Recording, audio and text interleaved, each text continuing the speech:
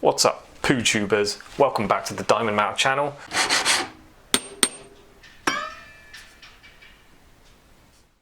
I'm just about to start cleaning up these platinum castings. Well, I've done one, so just about to start. I've already started. I thought it was a good opportunity to give you a heads up on what it's like working in platinum, and I can give you some important tips to get you going, to get your pieces nicely finished. I thought it might be useful because you might be a jeweller and you're working in platinum for the first time, so you might have popped onto YouTube to search what might be in store for you. So not really a huge difference to gold and silver. It can initially feel quite hard. It feels quite draggy, almost like it's quite strange. It just feels like it's quite soft and might be clogging up your file, but it's not. It's got that kind of traction to it when you're filing.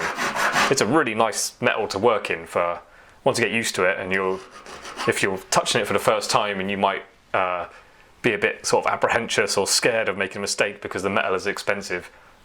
Once you got past all that, it's a really nice metal to work with, and it's so well behaved, especially when soldering.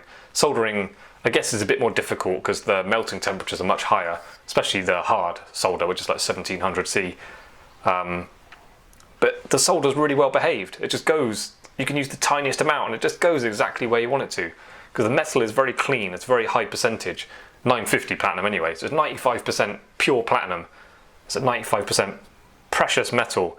It doesn't oxidize. Like, you don't really need any flux. Like, I mean, you do need flux, but it doesn't go black and horrible, especially like 9 carat or some other like lesser metal. It's nice to work on. And also, we'd always recommend it for rings or any kind of claw work because platinum is so much harder wearing than gold. I mean, literally 3, 4, 5 times sort of longer lasting than gold.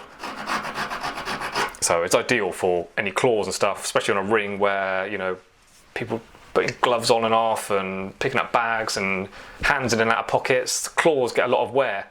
So, I mean, some platinum rings in platinum will just last a lifetime easily, where a gold claws will wear out.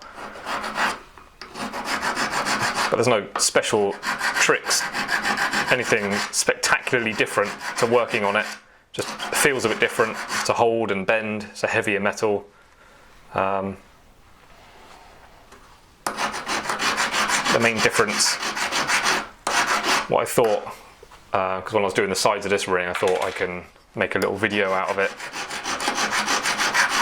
is when it comes to papering. It's really important. You do a really good job when you're buffing it before polishing, and it really pays to do as much work as you can and get it finished to as high a quality as you can before you go into polishing. Because if you get a tiny little line there, very difficult to polish out. Like, remember I'm saying, it's so hard wearing. It's really hard metal to polish nicely.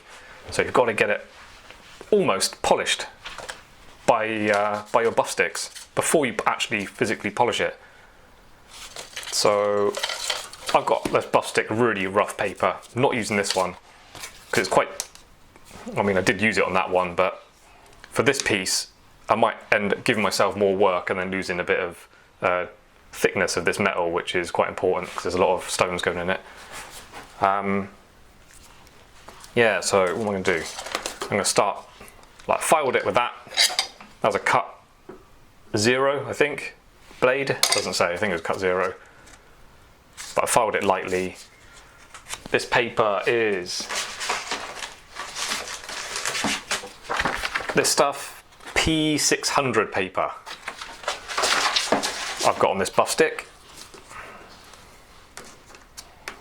So I will literally, being careful to keep it flat, just buff over it.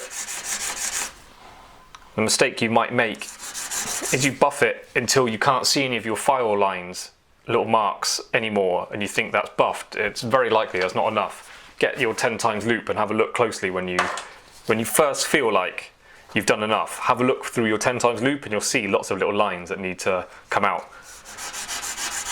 So you've got to buff it way more than you might imagine.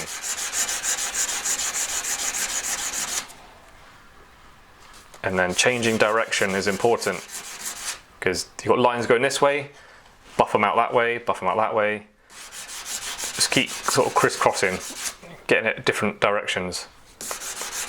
I'm only going to do the bottom flat of this piece. Actually, let me show you a bit closer. Sorry, I should have thought of that sooner. Giving you a close-up of what I'm doing. So this is what it was a pear-shaped thing. I did a V-claw, 2 claws, pear-shaped diamond going in the centre, and then round stones being set around the outside. It's a cluster. Alright, anyway. Just holding it flat. Making sure that flat is on that flat. I'm not catching the corner or anything.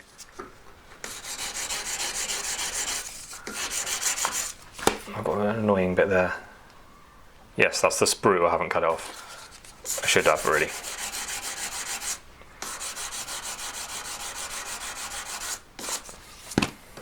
So that looks like I might be ready to move on. No, just as I suspected. When you first think you've done enough, if you loop it, you can see, oh my god, there's so much more work to be done. I mean, I literally need to file it a bit more. I'm not going to do that. I'll tell you what I'm going to do. I'm going to get my paper disc. I talk about these paper discs a lot in my videos. They're so useful, really, really good. Now this is a rough disc in there, which is a bit too severe. Where's that other one? Okay, it's this one. This is, no, that's a worn out rough disc, that's not the one. This one, this was some, this was a normal disc, but I glued on the back some different paper. I put that in the wrong way.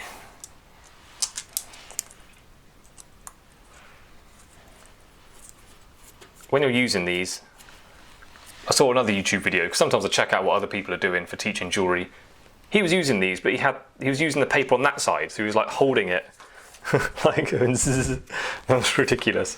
It goes on the underneath. Far more control. That fingertips, it's all just here perfectly. So I'm cutting it with the paper that's underneath, not that. I'm not holding my hand up above it doing that. Ridiculous. So they take a bit of practice, especially when you're doing flat against flat. If you're just hitting some little edges, like that edge would be really easy to begin with. But when you're doing flat against flat, it's a bit more unforgiving for incorrect angles. They take a bit more practice than you might imagine, but even saying that, if you've got a little workshop set up at home like I have here, you could just spend an afternoon just doing loads of papering on different shapes, little bits of metal. You'll soon get the hang of it.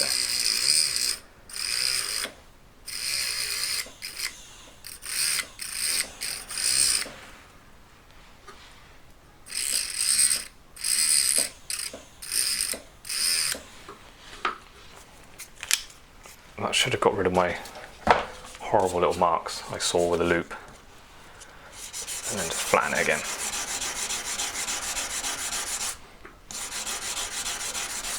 If you haven't got paper discs, not trying to say you absolutely need them, but they are really useful, so I recommend you get some. They come in boxes of 100, like that. As far as I know, only 2 or 3 different like coarsenesses.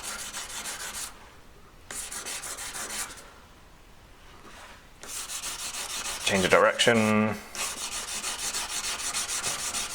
See, how long have I been buffing this now? It's not the same as working in gold or silver. Okay, right, so that's nice and flat now. Next, make yourself a buff stick with this kind of paint. I mean, this is so old. What's this?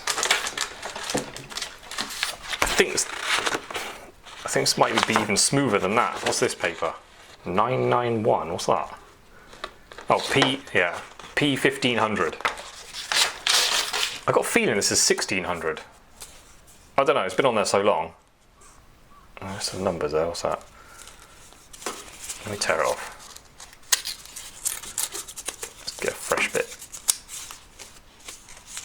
P6, oh, 1200. That's weird.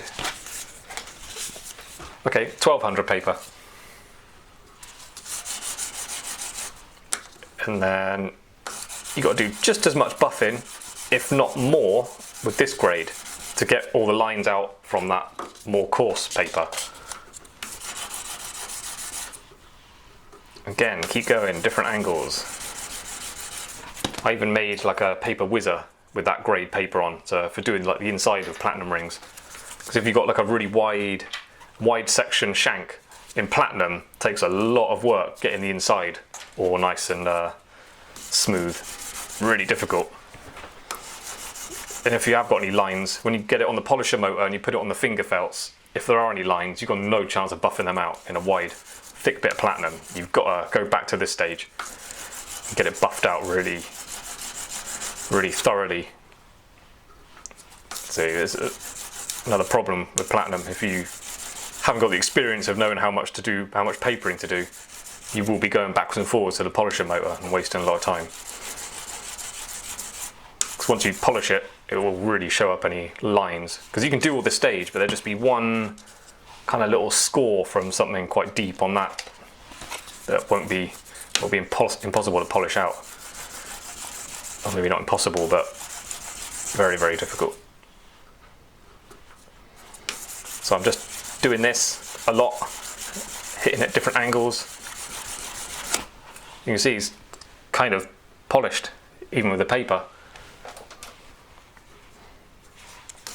I watched a lot of car restoration videos over the years, and guys doing their paintwork, they say they buff bodywork down to 3000 grit paper, and I think that must be bollocks, because look, this is, what was it, 1500 grade, 1200 grade paper, and that's almost polished.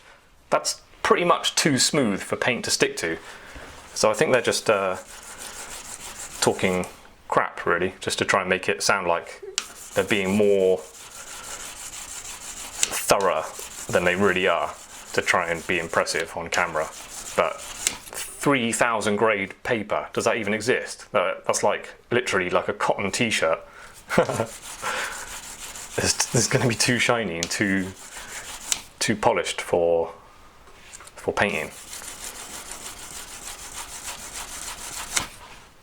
So this might be coming up to what I want now. I'm in a brand new well, I say brand new, it's a second-hand house, but I'm in here like for just literally my first week, so I haven't got my polisher motor set up yet, so that's not going to be in this video. Alright, I'm going to show you a close-up of that. This is now, well, that section at least is ready for polishing. You can see the lines from the buff sticks. Another good thing for getting it buffed with the buff sticks as much as you can is you're less likely to get drag lines. I mean, these holes are horrible, I know, that's just how I drew them out. I'm going to neaten them up, obviously. But yeah, you get, if I just polish that with the, let me show you my polishing stuff. It must be in here. It's in here. Right. Using that. Using that.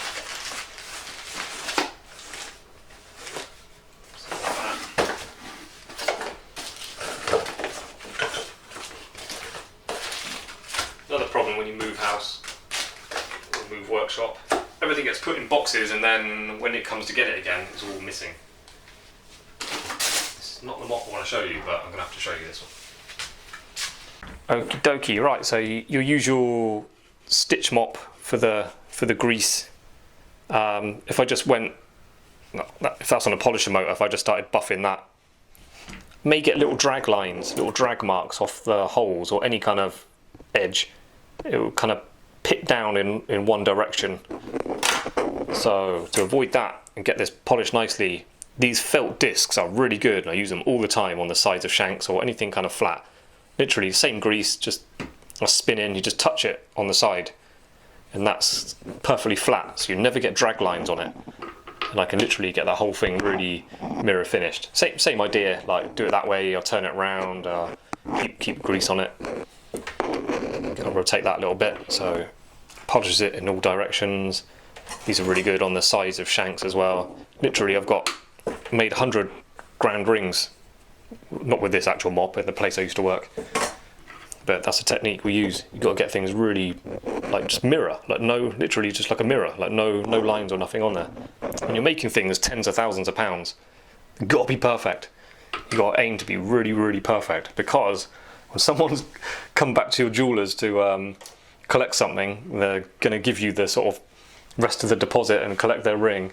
Might be like 10 grand or whatever. They're going to be going over it with their hawk eyes, like really trying to find any little fault in it and get you to correct it there and then. So don't let them find anything. Get it perfect. Et voila, short and sweet. Just a little video. Just thought it might be useful, like for people who haven't worked in platinum before, just to see someone working in platinum and just give you a little tip. So if you didn't have that experience, you may be going backwards and forwards to the polishing motor trying to get little lines out, or you just may not be giving it enough attention and just polish it not quite enough and think, oh, it looks polished, but then if you loop it, it'll just look horrible. So yeah, you've really got to use these go right down to these finer grades of paper and do a lot more buffing with them than you would initially think. Then it kind of goes back to just making things a little bit chunkier than you think you might need as well. So you've got space to file things right down, get corners nice and sharp. Yeah, wallop. Thanks for watching. I hope that was useful for you, and see you next time. Bye.